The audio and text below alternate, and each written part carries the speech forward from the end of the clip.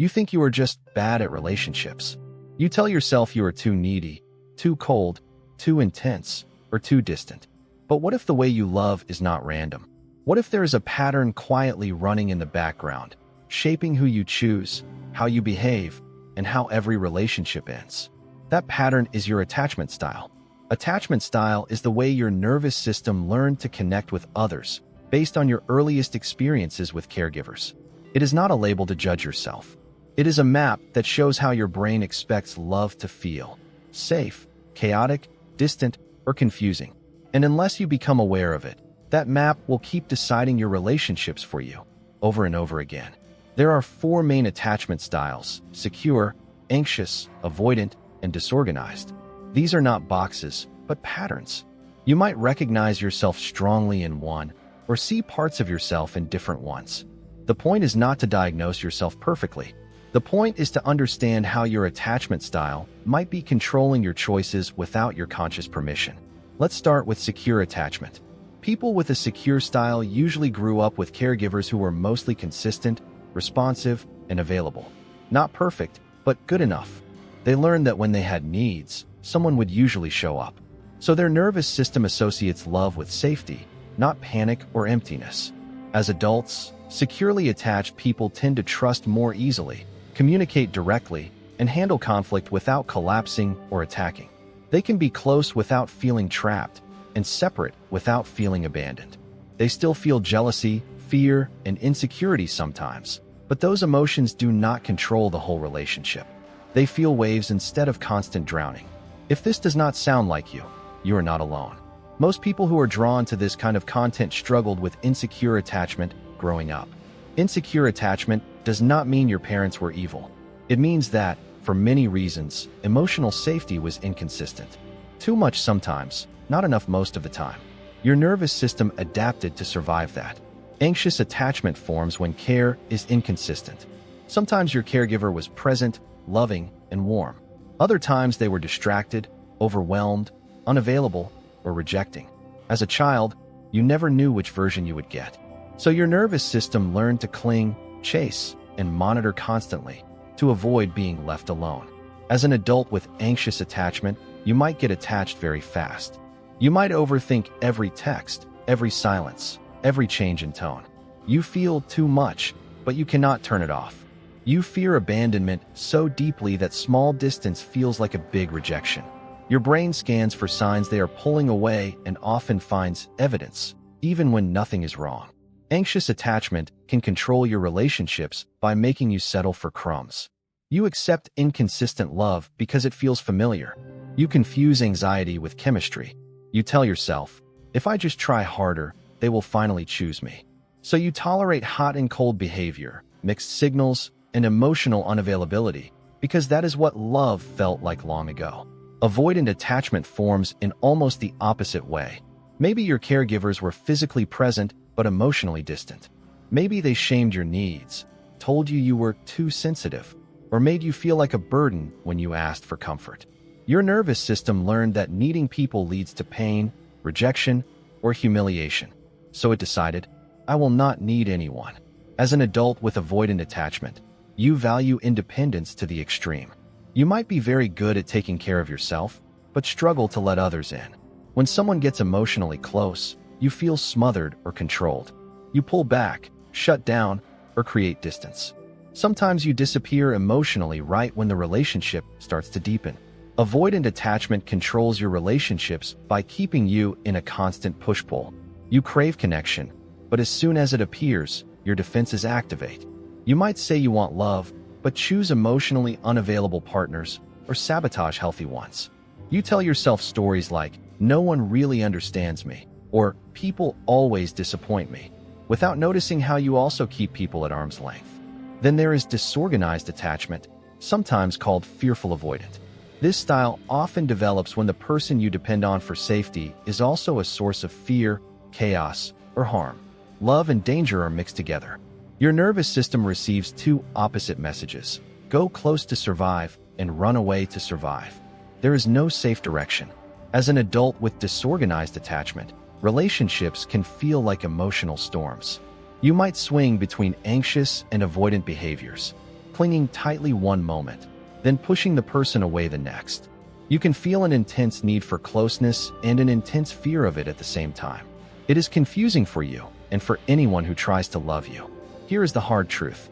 Your attachment style will decide who you feel attracted to, what you tolerate, how you fight, and when you leave, unless you bring it into the light. You might think you are choosing very different people, but the emotional pattern often stays the same. Different faces, same wound. If you are anxiously attached, you may be drawn to partners who give just enough to keep you hooked, but not enough to make you feel secure.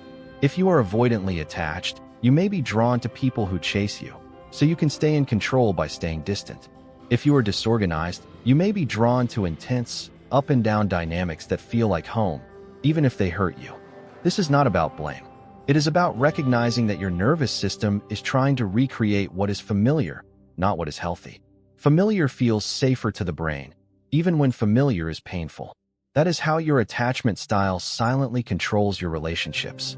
It chooses comfort in the known over the risk of something new. So what can you do if you recognize yourself here?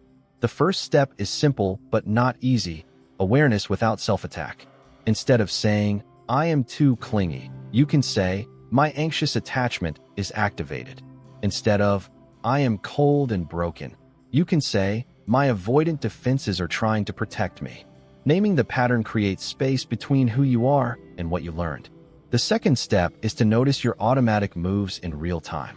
For example, when someone takes longer to reply, what happens inside you? Do you start writing long messages to fix it? Do you shut down and pretend you do not care? Do you feel both at once? Just observing this without immediate action is already a new behavior. The third step is to practice small, corrective experiences. For anxious attachment, this might mean pausing before sending that extra message and giving people a bit more space than feels comfortable. For avoidant attachment, it might mean sharing one more feeling than you normally would, or staying present in a difficult conversation for 2 more minutes before shutting down. For disorganized attachment, it might mean noticing when you want to both run and chase, and choosing one gentle, grounded action instead. Healing attachment is not about forcing yourself into secure behavior overnight. It is about slowly teaching your nervous system that new experiences of love are possible, that you can be close and still be yourself, that you can need people and not be shamed for it, that you can disagree without being abandoned. These small, repeated moments of safety are what start to rewire your attachment patterns over time. Another important step is to look honestly at the kinds of relationships you are choosing. Ask yourself, if I met this person when I already felt secure and worthy, would I still be attracted to them in the same way? Sometimes the answer is yes, but often we realize we are drawn to people who fit our wounds more than our values. Noticing this is painful, but it is also powerful. It gives you a chance to choose differently, even if that feels uncomfortable at first. Therapy or trauma-informed support can be very helpful here, not because a therapist will fix you, but because the relationship itself becomes a kind of laboratory, a place where you can experience consistency, boundaries, and emotional presence in a new way. For someone who never had secure attachment, that relationship can be the first example your nervous system has ever seen of another human who is steady, honest, and emotionally attuned. It is also important to remember that attachment is not just about romance. Your style shows up with friends, with family, at work, and even with yourself.